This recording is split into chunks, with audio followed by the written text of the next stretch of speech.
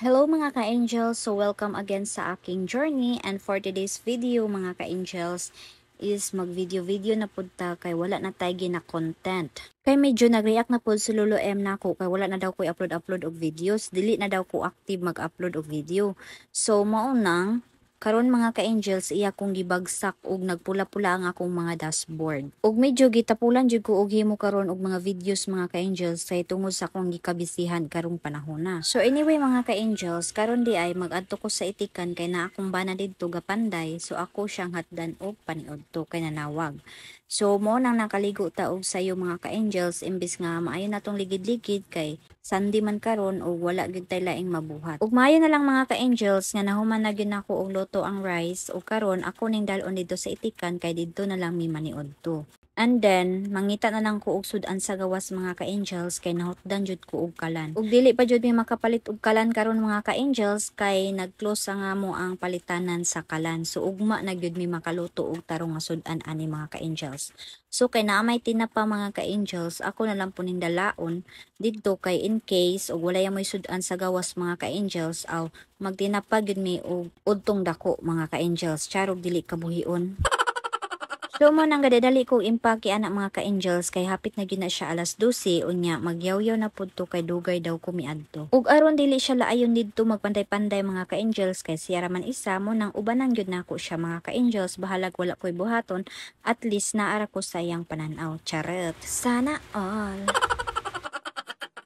So pag-abot sa mga itikan mga ka-angels, udto na gyud siya alas 12 na gyud hapit kay nadugay pug ko og pangita og sudan sa gawas mga ka-angels, kay nangahurot na gyud siya mga ka-angels. Maayo na lang nga nakabitbit pa ko og duha ka putahi nga sudan mga ka-angels. Ug mao to mga ka-angels, pag-abot nako diri sa itikan na porma na gyud ang amo ang payag para sa among batch 5 nga itik. So medyo hapit na gyud mahuman mga ka-angels ug dagko na gyud ang akong mga piso mga ka-angels no.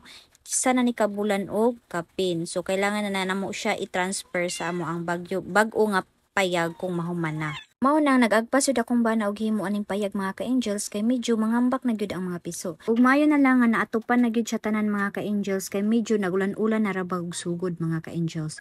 Aron dili kayo hasol o lapok ang palibot. So moto nga nagkuha mi og sukod anak mga ka-angels kay aron level gyud ang tanang corner side to side. Ug gamay na lang gyud ang kulang mga ka-angels, ang bumbong na lang gyud og matransfer na gyud namo ang amo ang mga piso.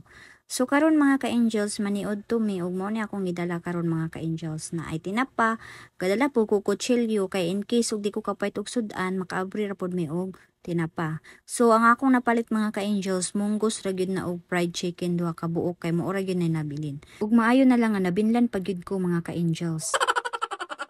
Ug musiga pa lang to among kalan mga ka-angels ug wala pa minahotdan aw magluto jud ko og sudan kay mas tipid man ning magluto-luto ka kaysa mopalit ka sa gawas mga ka-angels. Ug before mi mangaon mga ka-angels, magampo sa jud midaan mga ka-angels ug siya jud ang mag-lead ana sa pagampo mga ka-angels.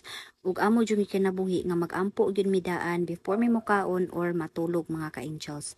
Ug pasalamat lang jud ko kaayo mga ka-angels kay kini akong bana mga ka-angels.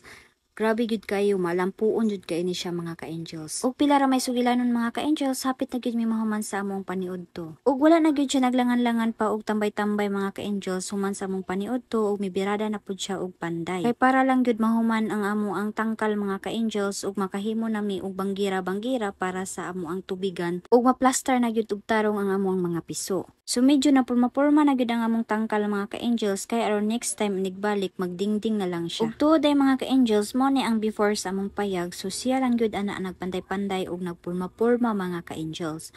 So maayo kay nakabarog ra gyud siya. So walay problema. Ug every time nga magtukod mi og tangkal sa among mga itik mga ka-angels, siya ra gyud ang magpabarog ana mga ka-angels kay iya ra man gud pud daklit-daklitan og trabaho mga ka-angels kung makagawas siya.